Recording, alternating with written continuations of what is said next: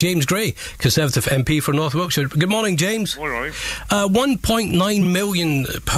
Is that enough for Wiltshire, do you think? Well, it's very good news indeed for Wiltshire, yes. I mean, I think you've got to bear in mind that this money has to be spread across the entire country, and getting nearly £2 million in our own county is just fantastic news, and will make real results in improving the way of life for people in rural areas, particularly military spouses. Can we be sure that money will get where it's targeted to? Oh, I think so, yes. The structures in place set up by DEFRA, the way it's going to be spent is very carefully controlled.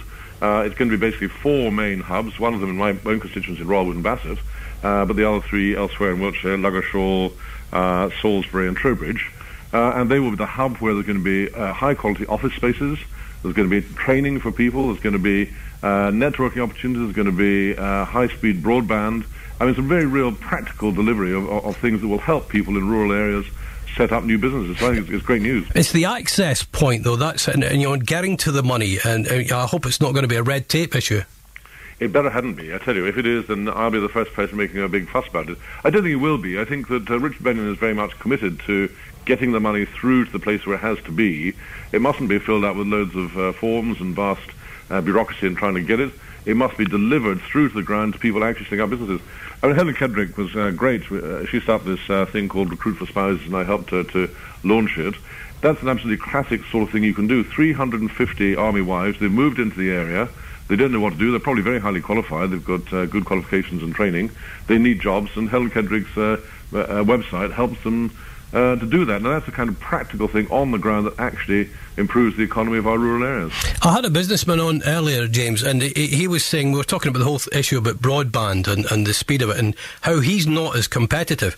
I wonder if central government are aware of the problems of a rural county like Wiltshire. I'm sure you campaign for it, but do you think they really get to grips and realise for small businesses that trying to compete in the open market with the amount of internet trading that goes on, it's very hard to keep up when you've got slow broadband?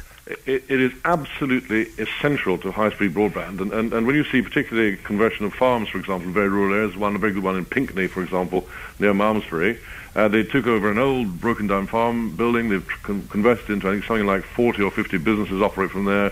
They've got high-speed broadband because they insist on getting it. We have to see that rolled out across the county. Now, again, we're lucky in Wiltshire because we're one of the 2 or 3 counties around England that's been chosen for the early rollout of high-speed broadband. And within the next 12 months or so, every single address in Wiltshire, bar 1 or 2 very remote places, will have access to high-speed broadband. And you absolutely have to have that if you're going to be a successful rural business. So I very much welcome that. I'm concerned about other counties, but we in Wiltshire are very lucky to have it. The conjecture is that they could create 200 new jobs. Is that realistic, do you think? Oh, I think so, yes. I think it'll be actually for 200 jobs, something like 450 new businesses, small businesses being created because of this extra money. And of course, that comes on top running of the announcement last week about, I think it was 300 million, wasn't extra spent in Honda and Swindon. And of course, that's a trickle-down effect. All the supply chain right across the county of Wiltshire, the people across Wiltshire work in Honda and work for supply companies. And this is very good news for the economy of our area, and we should be jolly pleased about it. It really is excellent news.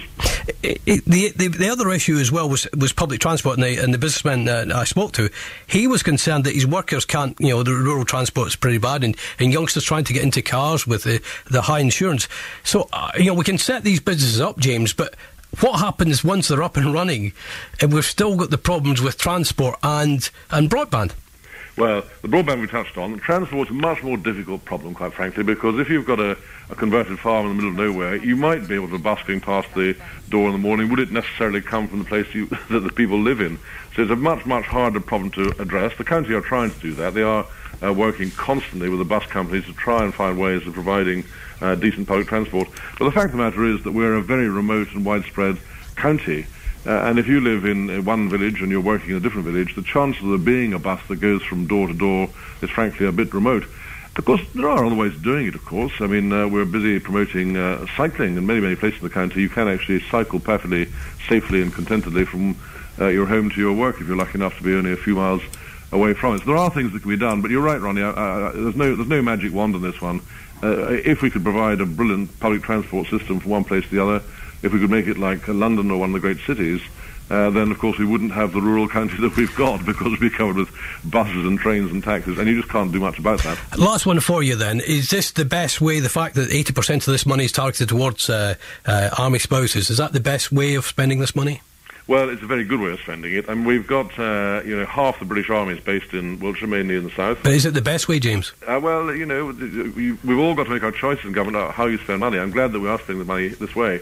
In Wootton Bassett, which I'm very concerned about, my own constituency, of course, we're facing an economic downturn at the moment because there were 750 civilian jobs in RAF Lynham. They've now gone, and a whole lot of jobs associated with it. Now, that will come back in 2 or 3 years' time when the new Army training base moves into the vacated Lynham site. But in the meantime, there's definitely an economic downturn in Lynham, Calne, Royal Wootton Bassett itself. And this money will just help that little bit of a boost to create new businesses so local people can say, I want to work locally, and this is a way to achieve that. James Gray, MP.